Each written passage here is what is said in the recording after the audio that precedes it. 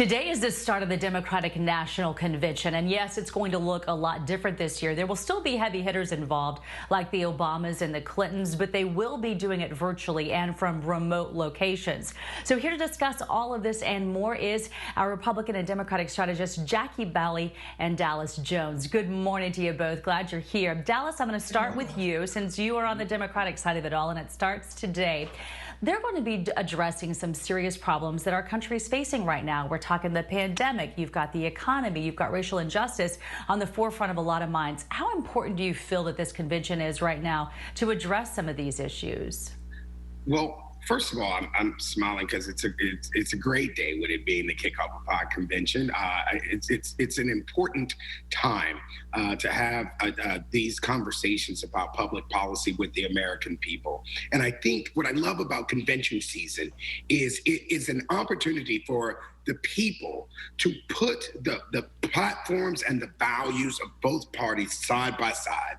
And I am proud to know that the Democratic Party this week is going to shine on our themes of bringing our nation together, about the soul of our nation, about our building a more perfect union. This is what our country needs right now. We've been ravaged by coronavirus, COVID-19.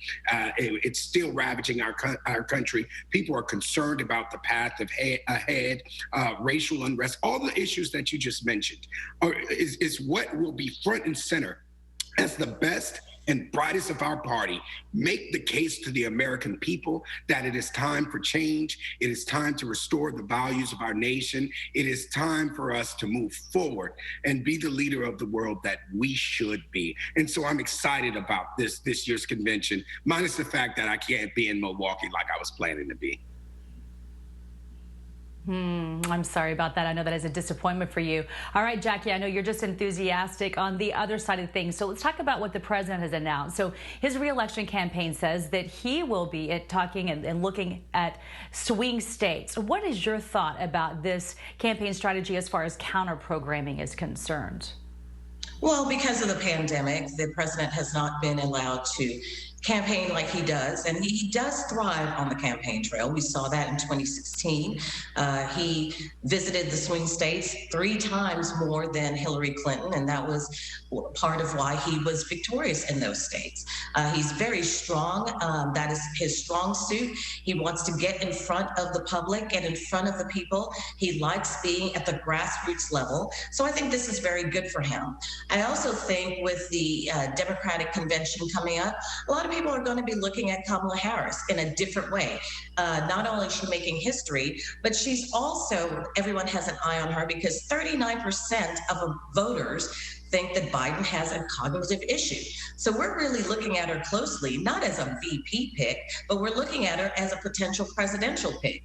And because of her far left-leaning progressive issues, a lot of voters are not as far left as she is. So it'll be very interesting to see how the Democrats try to unite their party. Bernie Sanders himself said that he plans to talk about all of the great progress that progressives and socialists have made in the party. So I think that's going to be very telling for viewers to watch as well.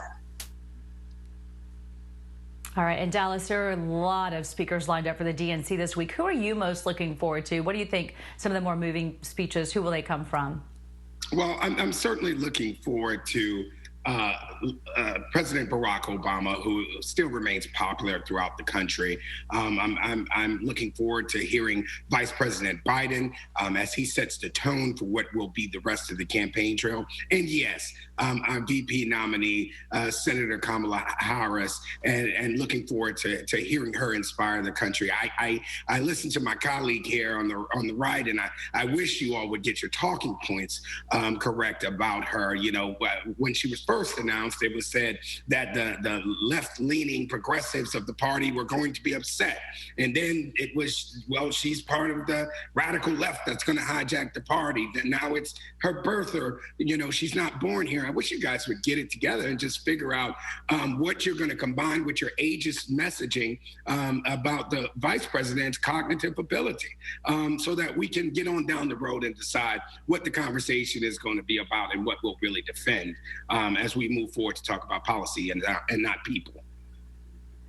Well, it's not really our talking Well, I points. have many Kamala more did very questions. poorly. Go. Kamala did very poorly when she ran for president herself. So it's not really talking points of people on the right. Democrats really spoke very loudly. She did very poorly. She was at 5% when she finally collapsed in the primary. So it's not really people on the right that really didn't want her in the first place. It's our own party. Well, we had 12 people that All were right. I know we could continue this conversation for a long time, both of you guys, but we're out of time. I'm so sorry. But you know we have more to talk about, too, in the weeks to come.